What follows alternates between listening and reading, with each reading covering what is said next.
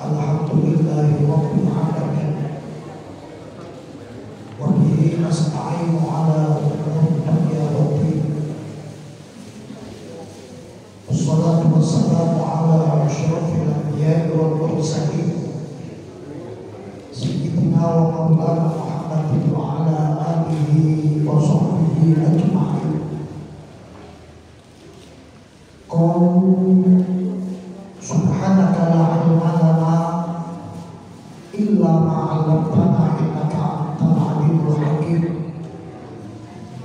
Rabbi shrah li sadri wa yassir li amri wa hlul 'uqdatam min lisani yafqahu qawli. Amma ba'd. Ashabul fadilah wa alim wa sepuh kaum muliakan yang terhormat segenap pengurus takmir Masjid As-Sakinah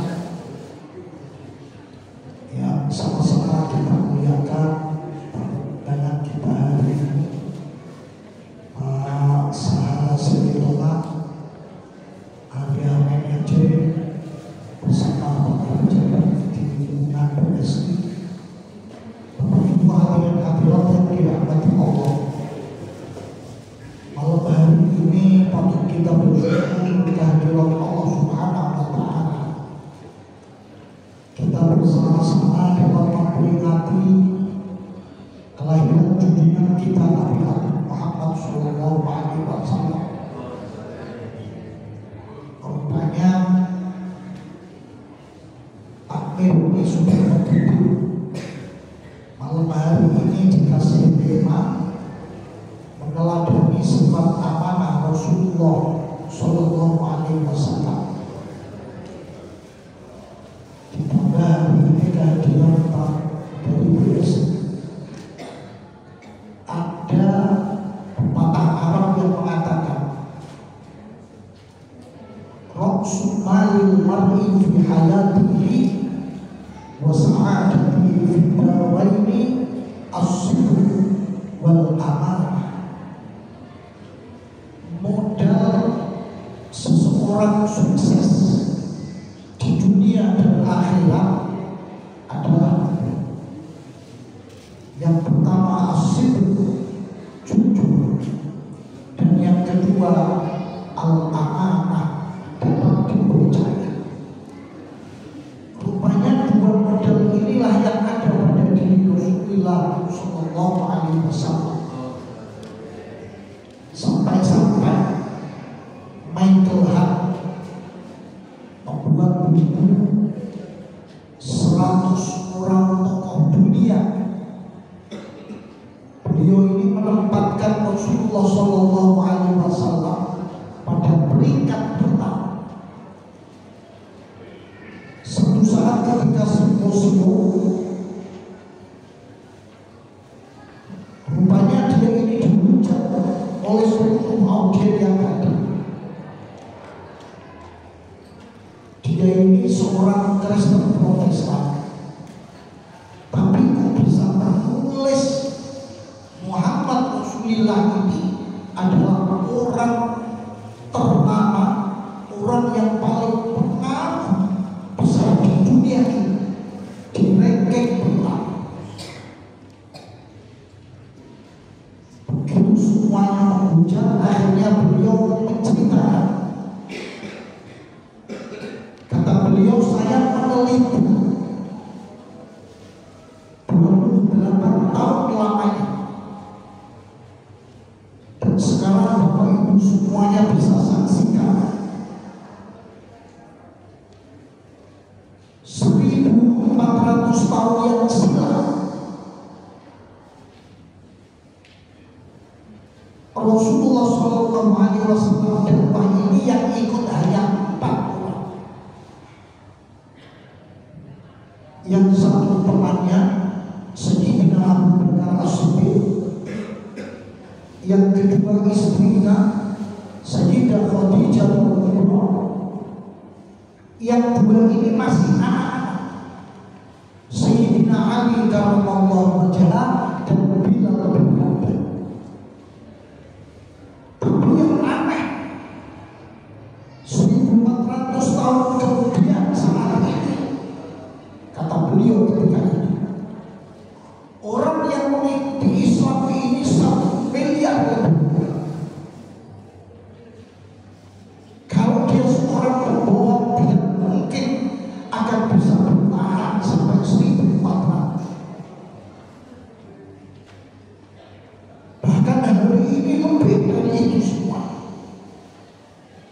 Kenapa? Karena pribadi beliau orang yang asik dan aman. Rupanya asik, orang jujur dan dapat dipercaya itu akan menjadi barometer seseorang, menjadi kepribadian seseorang. Bahkan beliau mencontohkan, kalau ada polisi berangkat, kemudian dia berjalan, jalannya tegak, barisnya sama, kata dia, karena dia dilihat oleh komandannya, sehingga takut kalau sampai kakinya tidak sama dengan lainnya, maka dia hati-hati betul jalan itu, karena dilihat oleh komandan. Tapi yang namanya Rasulullah Shallallahu Alaihi Wasallam, begitu mimpin yang namanya sholat dengan takbiratul ihram, itu semuanya serentak, dia tidak pandang dilihat siapapun.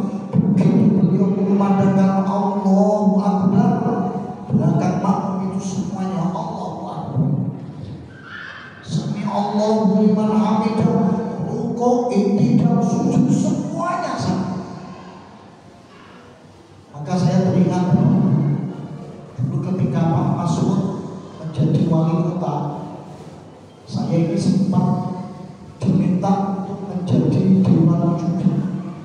Yang beliau itu Pak Masud itu orangnya lucu. Apa ini Pak? Saya ingin menyelenggarakan lomba sholat jamaah. Jadi lomba sholat jamaah antar instansi pemerintah, BUMN, BUMD, semuanya waktu itu non departemen agama. Jadi ada beliau non departemen agama. Waktu itu saya bilang, oh berarti departemen agama sholatnya paling berdiri udah Pak. Ternyata orang yang masuk final itu 521. Orang 521 itu biasa baris. Jadi satu-satunya sholat yang paling penting 50. Allahu Akbar, Allahu Akbar. Yang lain tidak ada. Kata mereka, ternyata Rasulullah dengan model asyik dan al-amanah, akhirnya inilah yang memunculkan tokoh seorang pemimpin istimewa. Puncaknya di saat orang Arab kebingungan, ada renovasi Ka'bah, semua kabilah merasa dirinya yang paling benar untuk meletakkan Hajar Aswad di tempat. Semua merasa saya yang paling benar. Namun begitu pemimpin-pemimpinnya semuanya menjadi salah, akhirnya mereka sepakat siapa yang berhak memasukkan Hajar Aswad di tempatnya.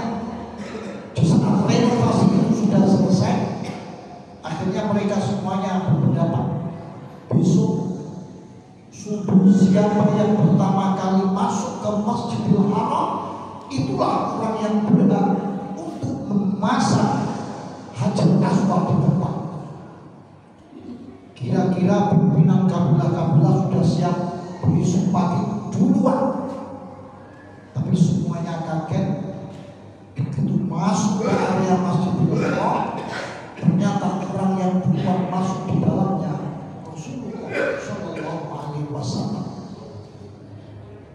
Namun yang namanya bijaksananya beliau, sebetulnya bisa ketika beliau mengangkat batu kemudian diletakkan di tempatnya, bisa.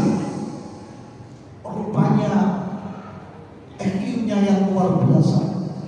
Beliau bawa sebelah ini kemudian digelar, habis itu Hajar Aswad diletakkan di tengahnya. Pimpinan kabilah-kabilah ini dipanggil satu persatu untuk membawa wujudnya sendiri. Begitu lantas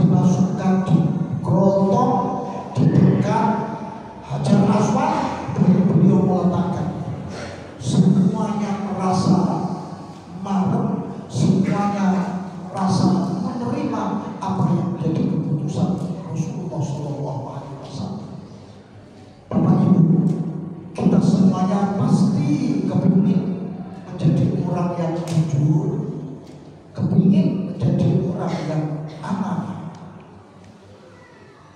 Ada pintu untuk masuk ke sana. Rupanya pintu ini pernah diceritakan oleh sahabat Anas radhiyallahu anhu. Sahabat Anas ini pernah menceritakan, hadis ini ada di hadis Bukhari nomor 3688. An Anas radhiyallahu anhu anna rajulan sa'ala an-nabiy sallallahu alaihi wasallam an sa'ah. Suatu saat ada laki-laki yang datang kepada Rasulullah.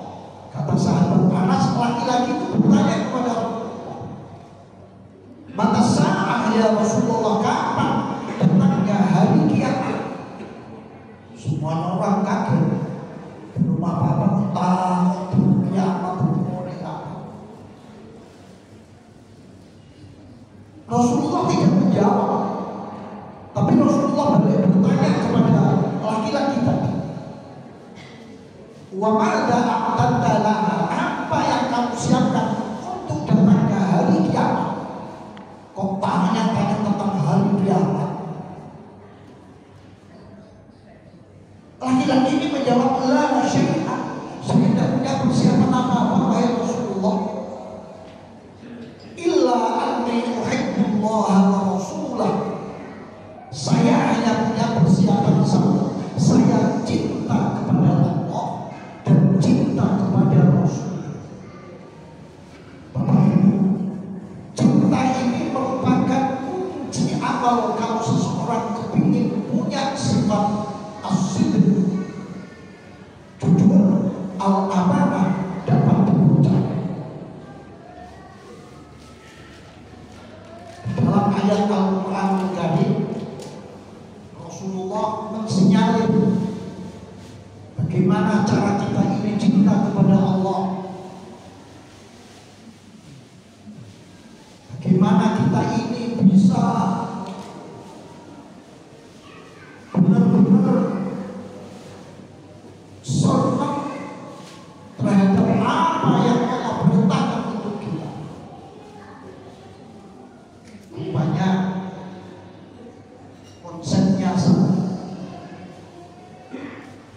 In kuntum tuhibbunallaha fattabi'uni. Kata Allah di dalam Al-Quran, Muhammad katakan, jika kamu semuanya cinta kepada Allah, ikuti aku. Orang Jawa Timur, orang itu kalau bahasa Jawa katanya derek, bahasa Arab derek, bahasa Arab derek itu ikut. Nah, kuncinya orang yang kepingin sukses, ternyata kuncinya satu, kata kuncinya ikut. Orang itu kalau ikut insya Allah selamat. Hanya permasalahannya begini Bapak, yang namanya orang ikut itu katanya ada 3 macam. Ada yang orang yang ikut minteri,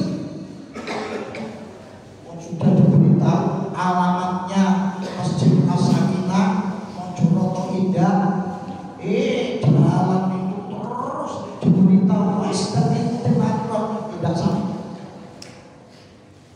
Kalau begini saya teringat dulu ketika di pesantren ini ada kisah. Bapak Ibu mungkin kenal yang namanya Mbah Hamid Kesurupan. Ini orang yang terkenal waliyun min awliya. Mbah Hamid itu punya santri.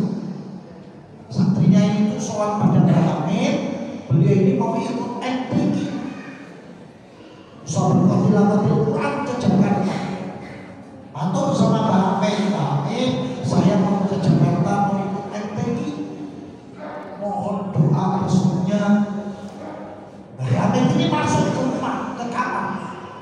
Akhirnya beliau menuliskan doa.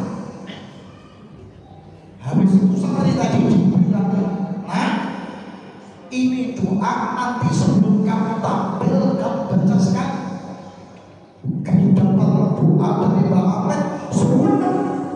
Doa ini diculik. Alhamdulillah berangkat ke Jakarta. Yang paling aneh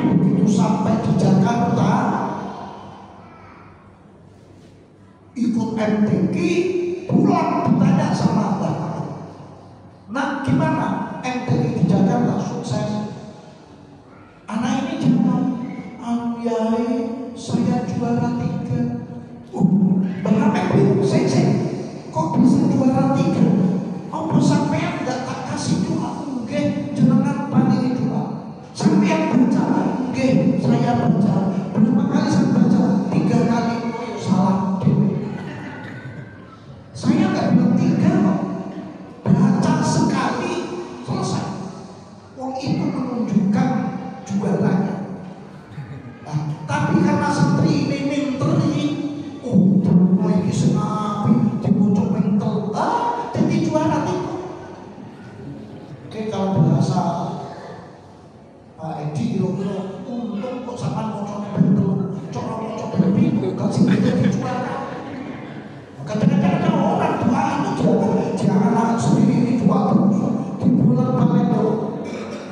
Soalnya juara itu kan hanya ada 6, juara 1, 2, 3, harapan 1, 2, 3, bacanya 7, itu kan juara kan.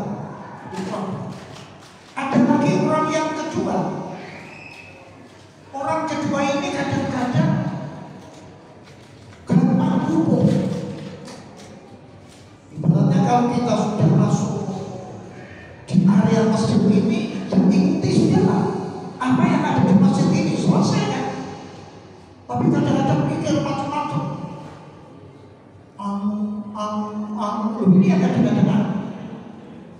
Dulu ada kisah Imam Hanafi itu diajar ditulis sama santri. Begitu ditulis sama santrinya, ternyata jalan terus itu di depan ini ada sungai. Santrinya ini komentar, ya ini depan ada sungai, tidak ada gede. Bagaimana yang benarnya? Imam Hanafi kan bilang, gini aja, kamu nyekap saya, kamu merem sambil mengucapkan ya Hanafi, ya Hanafi, ya Hanafi.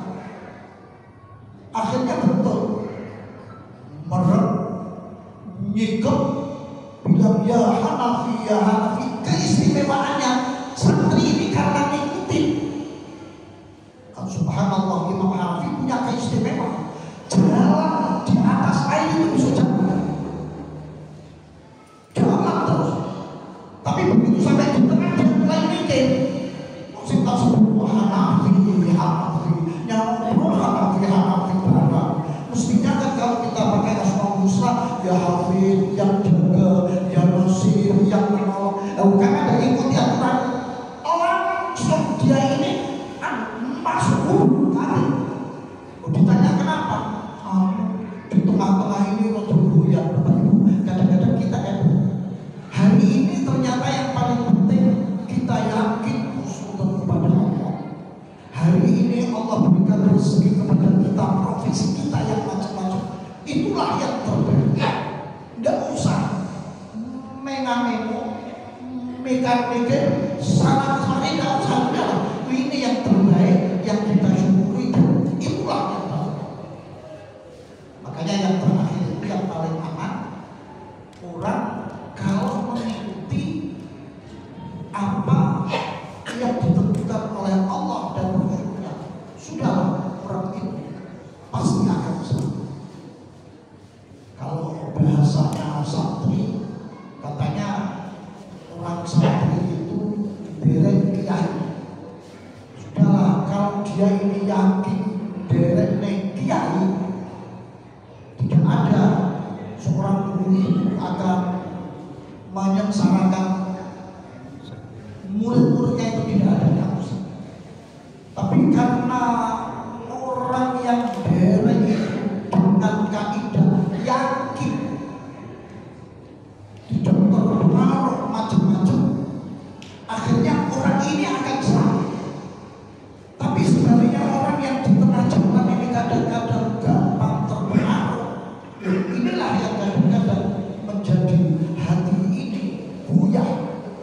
Makanya beberapa waktu yang lalu aneh, ada orang baru saja umroh, nah kok pulang dari umroh besok tadi kan kadang-kadang aneh. Soalnya karena goyang. yakin kepada Rasulnya, insya Allah jalan itu ada. Bapak Ibu hadirin hadirat yang dirahmati Allah, itu mana yang namanya cinta. Hari ini kita semuanya memperingati kelahiran junjungan kita Nabi Muhammad SAW. Ada diri yang kita berikan pada diri kita adalah rasa cinta kita kepada Rasulullah.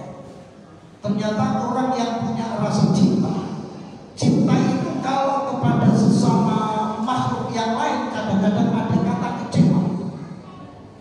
Saya punya teman, sekolah ini selalu bareng, pikirannya besok saya coba SMP bareng, SMA bareng, kuliah bareng, angan-angannya itu. Begitu kuliah ketemu dengan teman yang kira-kira lebih ganteng, bisa ganteng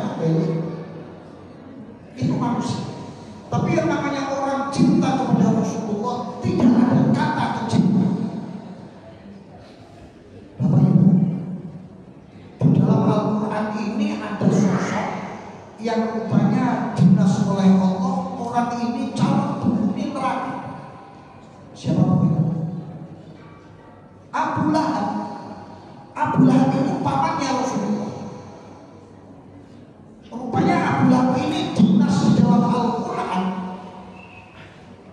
calon penghuni neraka.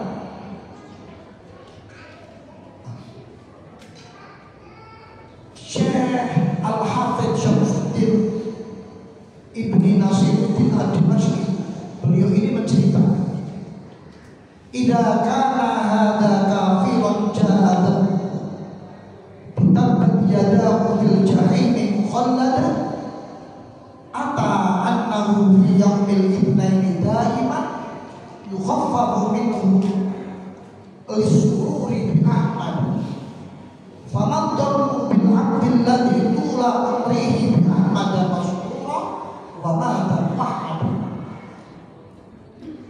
Rupanya Abu Lahab ketika meninggal dunia, ada di antara keluarganya Abu Lahab ini ceritanya mimpi, bertemu di dalam mimpinya Abu Lahab ini sempat diajak bicara, bertanya. Apa pertanyaannya? Wahai Abu Lahab, apa yang kau rasakan di akhirat hari?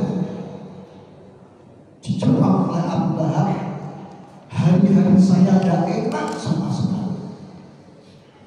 Karena dalam kisahnya Abu Lahab dan istrinya ini orang yang punya hobinya ya mengadu domba ke sana.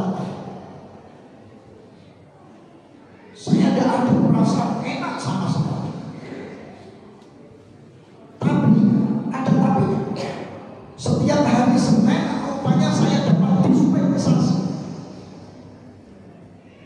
Dispensasinya ini jari-jarinya Abu Lahab ini mengeluarkan air sehingga untuk menyucupi sebagai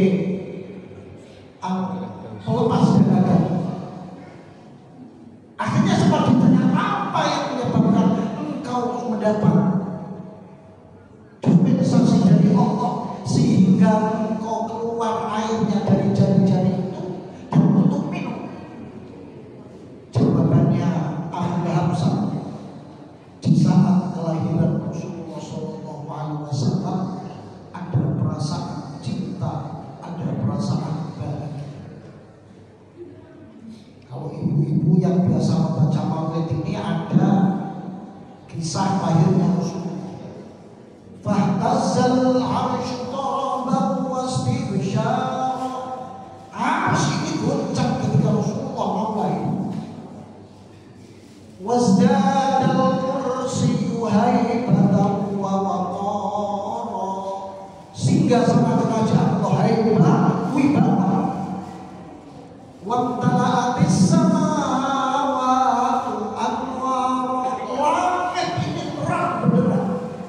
Detik-detik mau lahirannya Rasulullah. Wa ghajjatil malaikatu tahlilan wa tamjidan wastighfar. Suara gemuruh malaikat di langit, ada yang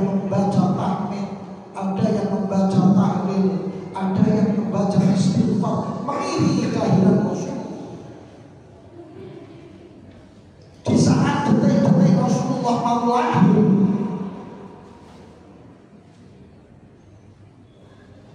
Abu Lahab ini memanggil budaknya namanya Tuwaibah al-Aslamiyah. Mungkin kalau bahasa Kediri, Tuwaibah, adik ipar saya Aminah itu mau melahirkan. Sampai itu emang ke sana. Akhirnya Tuwaibah ini datang ke tempatnya Sayyidah Aminah di saat Sayyidah Aminah mau melahirkan.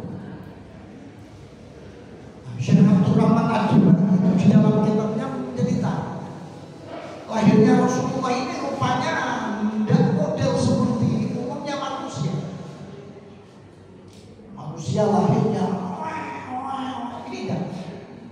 Wada'atil Habib sallallahu alaihi wasallam sajidan syakiran hamidan ka'annahu badrun fi tamam. Rasulullah lahir Rasulullah lahir saat itulah yang namanya Tuwaibah ini kaget melihat kondisi seperti itu. Cerita sama tuannya, sama Abu Lahab, tuan bayinya Aminah itu loh, tuan kok aneh, tidak kayak punya manusia menangis, tapi sujud syakirun bersyukur hamidah membaca takbir ka'annahul badru fi tamami, wajahnya ceria, wajahnya terang benderang bagaikan bulan purnama. Kira-kira kalau bahasa kita bulan siapa dulu umumnya? Kira-kira kan gini, sakit sebut. Ketika memberitahu kabar gembira seperti itu, langsung Tuwaibah, mulai hari ini engkau saya pernikahan. Sebab inilah rupanya Allah memberikan dispensasi kepada Abu Lahab karena ada perasaan gembira terhadap kelahiran Rasulullah SAW. Bapak Ibu, malam hari ini kita bersama-sama di rumah Allah ini dalam rangka memperingati Maulid Nabi Muhammad SAW. Yakinlah cinta kita kepada Rasulullah pasti akan terbalas. Bahkan cinta yang kita kepada Rasulullah tidak hanya di akhirat, bahkan di dunia ini oleh Allah akan diberikan balasan. Ibu ini rupanya Terus Takmir membuatkan ini. Mari bapak-bapak semuanya, Bapak Ibu, kita baca bersama sebagai penutup, sebagai doa kita, selawat kita kepada Rasulullah SAW. Kemudian kita boleh nanti jawabannya kita. Mari kita awali dengan mulai dengan kita. Awaina anak wahdorat nabiyya fi mawlid khairil bariyah. Iklama nawabi asrar masalih wa biyat ziyadatul iman wa taqwa wal mahabbah wal qurb ila Allah wa ila Rasul sallallahu alaihi wasallam wa ila ashabi masalih ila hadratin nabiyil mustafa sayyidina wa habibina wa syafi'ina wa qurrati a'yunina wa maulana Muhammadin sallallahu alaihi wasallam wa ila arwahi alihi wa ashabihi wa azwajihi wa dhurriyyatihi wa ahli baitihi ajma'in. Syai'un lillahi lana wa lahul Fatihah.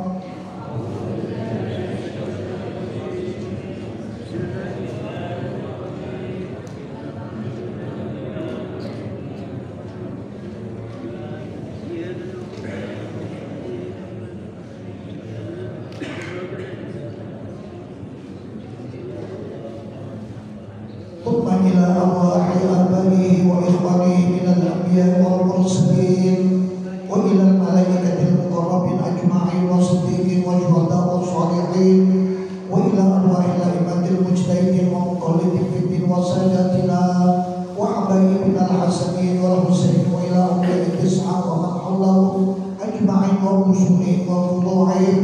شيء لله لنا ولهم الفاتحة.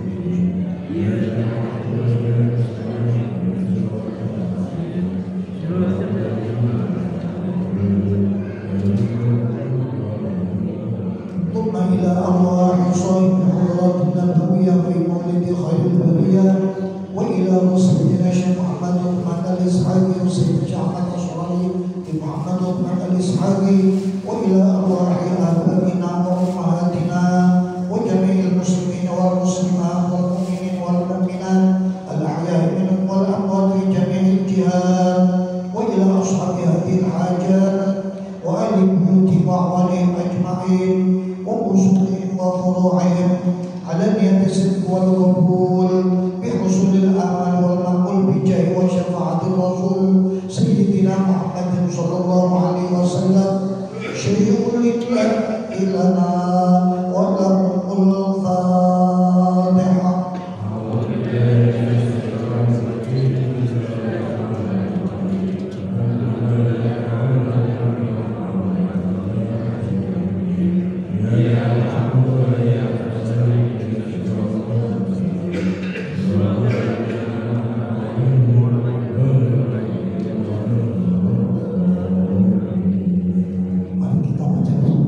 Allah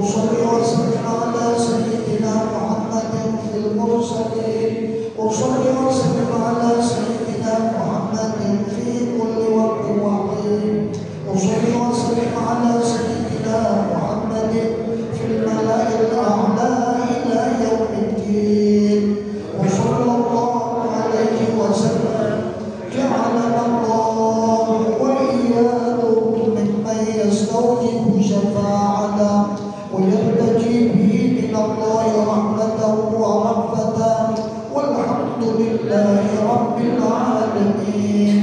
اللهم بحرمة هذا النبي الكريم وآله وأصحابه السائرين بنهجه القويم اجعلنا من خيار أمتي واسترنا بذيل حرمتي واحشرنا غدا في زمرتي واستعمل ألسنتنا في مدحه ونصرته وحينا مستمسكين بطاعته ومحبته وأمتنا على سنته وجماعته. اللهم أدخلنا معه الجنة فإنه أول من يدخلها وأنزلنا معه في قصورها فإنه أول من ينزلها وارحمنا به يوم يستشفع به الخلائق فترحمها. اللهم إنا قد حضرنا وقرأنا مولد نبيك الكريم فأفض علينا ببركته لباس العز والتكريم واسكننا بجواره في دار النعيم ونعمنا في الجنة بالنعيم المقيم. اللهم يا الله إنا نسألك بجاه النبي المصطفى وآله أهل الصدق والوفاء أن كلنا معينا ومصحفا وبوئنا من الجنة غرفا ورزقنا بجاهه عندك قبولا وعزا وشرفا.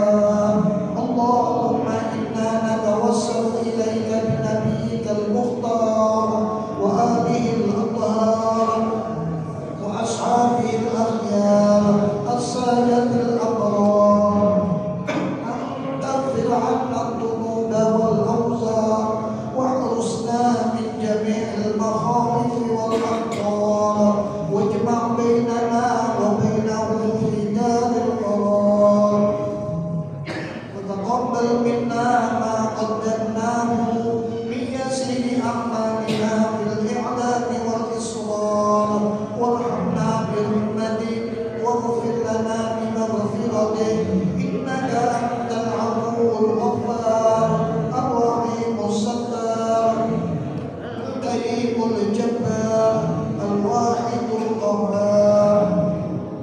اللهم لا تدع لنا في مقامتنا هذا ذنبا إلا غفرته ولا عيبا إلا سترته ولا هما إلا فرجته ولا مريضا إلا شفيته ولا دينا يا الله